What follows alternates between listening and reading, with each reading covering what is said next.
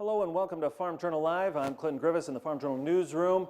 And of course, we're continuing to follow and track this coronavirus outbreak and its potential impacts to the agricultural industry. Today, we're going to begin with some headlines out of Washington and the latest on a $2 trillion stimulus or financial rescue package. The sprawling 500-page plus measure is the third coronavirus response bill produced by Congress and by far the largest. Now, here's a few of the details.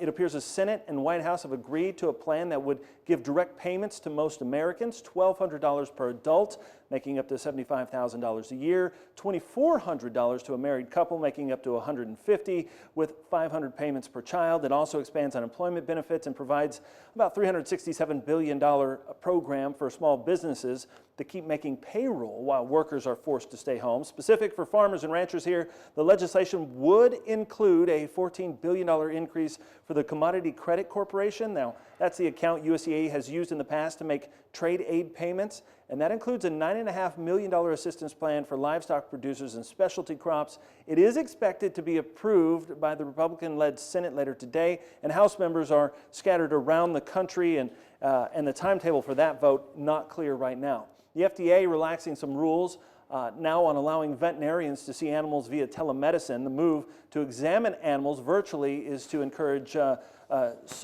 social distancing there for that industry. And we get word that China and the U.S. are continuing to move forward in a phase one trade agreement, possibly more buying. USDA announcing export sales of 138,000 metric tons of corn for delivery to unknown destinations. Let's go ahead and bring in AgriTalk's Chip Flory. And Chip, let's talk about these markets today. Trying to hold some more green on that board. What's your take of where we stand? You know, I think there's a lot going on with the markets right now, and you never, in a market like we're in right now, you never want to say, hey, it looks like these markets are working on a bottom. But if it wasn't for everything else that was going on out there, and all I was doing was looking at the charts, I'd say these markets look like they're trying to work on a bottom. That doesn't mean that we're out of the woods on this thing. It still feels like there is going to be a lot of volatility. That's one of the reasons that I'm talking about. Maybe it looks like they're working on a bottom is because it does look like kind of a typical Wednesday's trade going on in the ag commodities anyway. We've still got corn tied to the energy markets because of the ethanol issues. But on the other hand, we've got some export demand coming in for corn that, 2 weeks ago was probably fairly unexpected. So there are some good things happening in these markets right now. Cheap prices have found more demand for corn, soybeans, and wheat. Yeah, sure. Hey, Chip, how serious is this ethanol thing? I mean, obviously, we've been watching that closely. There's a lot of money tied to that, and a lot of folks are invested out in the countryside here. It's an important part of the demand puzzle for us. Oh, it's hugely important, and the threats to it are very real. We're sitting with unleaded gasoline futures trading under 60 cents a gallon. All of a sudden, ethanol is the high cost blend component. We've not been in this situation before. This is strange.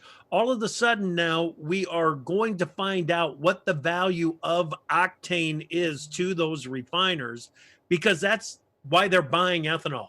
They're buying it for the octane.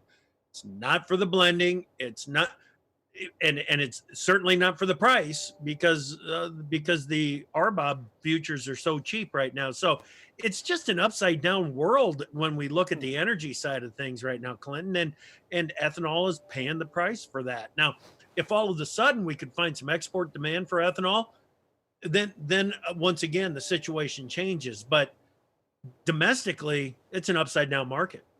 Yeah, as we, of course, we've got to try to get the global economy moving. It's not just a U.S. problem, and that's obviously got to take some time. Hey, give me a read on what's happening with these livestock markets. What's your perception here? Cattle yesterday continuing to move higher today, kind of a mixed day. What do you think? Yeah, almost feels a little normal, the trade that we've got going in the livestock markets today, but we've had to adjust to unbelievable domestic demand on a short-term basis in both beef and pork markets. 70 it's typically a pretty even split between what's going into the food service, the restaurants and so on, and into the retail locations when it comes to beef demand. In the last week, it's closer to 77% of the demand is on the retail side, and which leaves just 23% on the restaurant side, Yeah. or food service side. It's unprecedented. We've never seen a split like this before. Now, what that means, now that we've got freezers fuller than they've been in quite some time, I don't know what that means going forward. I do know that there has been stocking up. There's no question about that. So the beef market started to show a little bit of top heaviness yesterday, started to back off a little bit, but Clinton, when you see this beef market do what it has done over the last couple of weeks, we've seen packer margins go from they were positive, they were triple digit positives, but now they're north of $500. Right. I know. $500 while the feed yard is losing 60, 70, 80, $100 a head.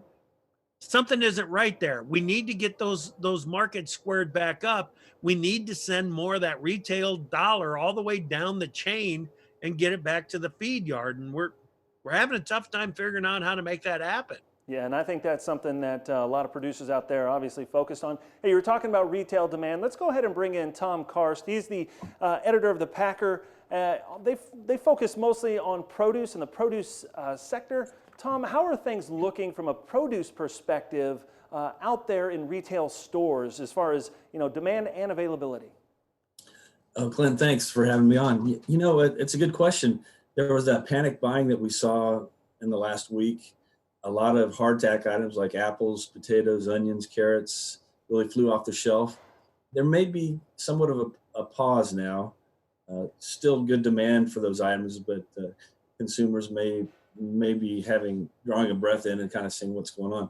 So that's what's going on. And then of course with the food service demand has been just stopped in its tracks. A lot of these distributors are looking for other things to help fill in demand for retail and try to find new customers. And so that's a grim scenario for those guys, but they're working at it. Yeah, one of the things, excuse me, one of the things we've been talking about is labor demand.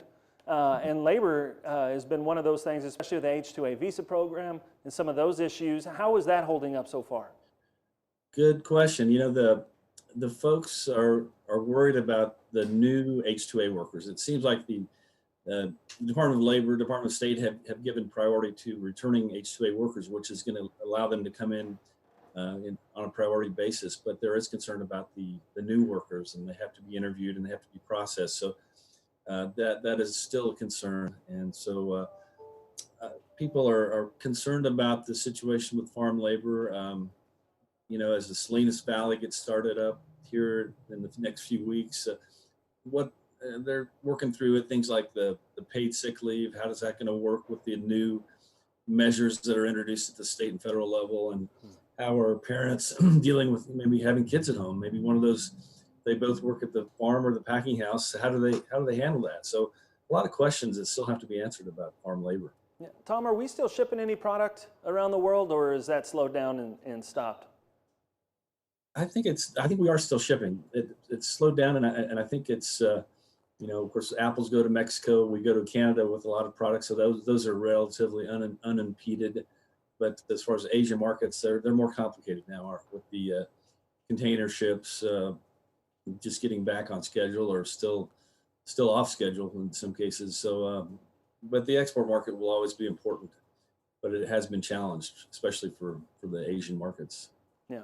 Hey, I appreciate you both for joining us today, kind of help filling us in and keeping people up to date on what's happening. Now, if you'd like to follow along in our coverage, you can go over to agweb.com/coronavirus. That's where we'll be putting all of the latest articles and information that we continue to collect from around the industry and around the world. Thanks for joining us here on this Farm Journal Live. I'm Clinton Griffiths.